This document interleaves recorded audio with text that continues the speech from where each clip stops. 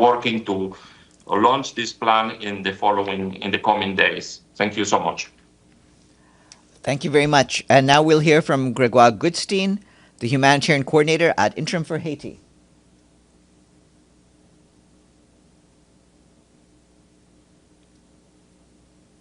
Wait. Hold on. I think it takes a second for the audio to kick in. Please connect Mr. Goodstein. Thank you. Try now? Nope. Hold on.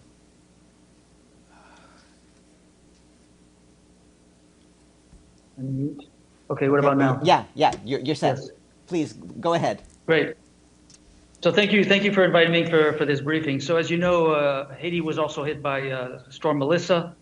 Over the last several days, it swept across Haiti's southern departments, and it moved gradually north at a very slow speed, which brought torrential rains, flash floods, and of course landslides. Unfortunately, a number of lives were lost, homes were damaged, or at least as well as destroyed. Roads have been cut off, and many families have been displaced. The death toll for now stands at 24 people who have died. Some of you might have seen the video yesterday. There's at least 10 that were killed because of the overflowing river in Petit Goava. We have about 17 people injured and still 18 missing. Close to 15,000 people were sheltered in 120 plus temporary shelters, mainly in the Sud, Nip, and Grand Anse departments. And of course, there's been significant agricultural losses in many departments, including banana plantations, fruit trees that were destroyed, food crops that have been destroyed, saturated soils, and of course, access is a big issue. I wanted to highlight the fact that as Cuba, we here in Haiti also benefited from a fund that was set up last year, which is called the SURF Anticipatory Action Fund. And this allowed for the unlocking of close to $4 million to ensure rapid preparedness. And I want to note that I was here during Hurricane Matthew back in 2016, and I could see that the real difference that having funding in advance, which allowed for preparedness and planning, made a real difference. So by October 22nd, the UN agencies were able to deploy a lot of resources. Communities were mobilized, emergency stocks were transported and put into place. We had a few hundred evacuation shelters that were also opened, cleaned up, made ready to functions. You have to keep in mind a lot of the families, when they left their homes, they prioritized women and children to be put in those evacuation shelters. Food, water, hygiene kits, medication, shelter materials were all pre-positioned in high-risk areas. And of course, we had rapid response teams that were deployed in sync with national counterparts. I think a big plus in the preparedness was also the fact that we were able to send out early warning messages to many parts of Haiti. I think I heard that there were close to 3.5 million messages that were sent out informing families of the danger and giving them clear indications on what to do, including going to evacuation centers. So I think that really played a big role in terms of saving lives. I want to also highlight the very proactive engagement and coordination that we had with national authorities, especially the Directorate of Civil Protection, la DGPC as we call it here, which really ensured that many lives were saved and that there was a lot of operational coordination throughout the response. Which, of course, the response is continuing.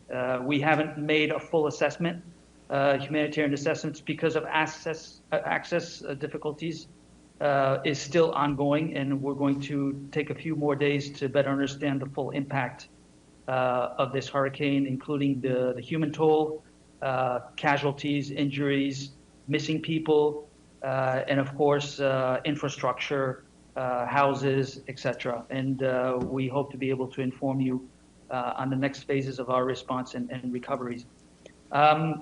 We have to keep in mind that this all comes on top of an immense humanitarian crisis that Haiti has been facing for a number of years, right? We have 1.4 million people that are displaced because of gang violence.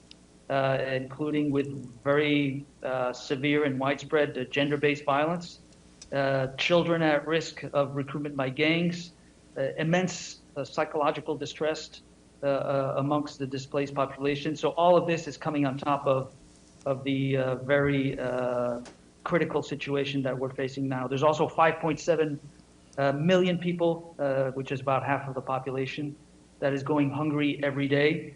We also have flashpoints of cholera, including here in Port-au-Prince, in the capital.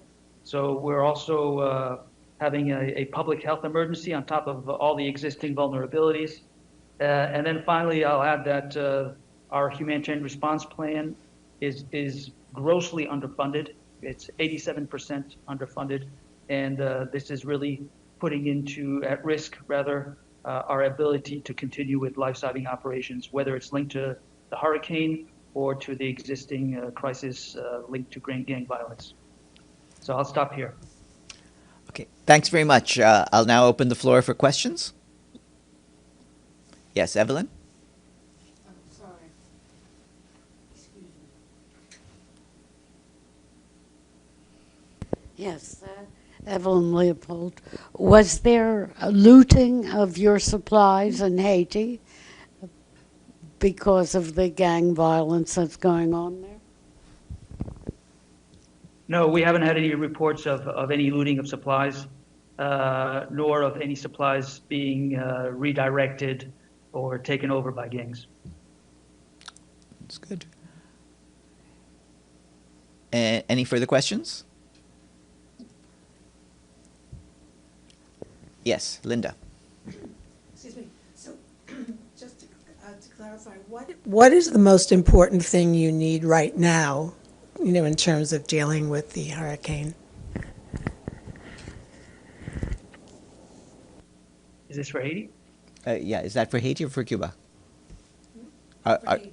For Haiti. I mean, for both, Oh. but for Haiti to begin with. Gregoire, maybe you first, and then Francisco. But like I mentioned, because of still significant access issues, there are roads that have been destroyed, towns that are inaccessible right now. Thankfully, we do have UNHAS, but also because of the weather, we've had to interrupt a lot of the flights. But it's clearing up now, even as I speak. I think it's a weather that allows for flights to happen. We need to do the assessments to really understand the extent of the damage and the human toll. But essentially, what we're looking at is securing the funding that we need to actually implement the response plan that we have throughout the country, not just linked to the hurricane response, but also linked to displacement and the gang violence. So what we need right now is the funding. We have the teams on the ground. We have the coordination structures with the government, but we don't have the resources. Francisco? Yes, thank you for the question. As I indicated, broad support, I think, is needed from international partners. At the moment, we are preparing a UN action plan, which is a key instrument for us to mobilize resources. And given previous hurricanes in this part of the country, normally the needs are focused on food assistance, health, repair of health facilities, and recovery of health facilities, schools, infrastructure is also affected, shelter and housing. There is generalized damage, particularly housings with lightweight roofing materials. There will be needs in water and sanitation, and also on logistics, also given the impact on the infrastructure.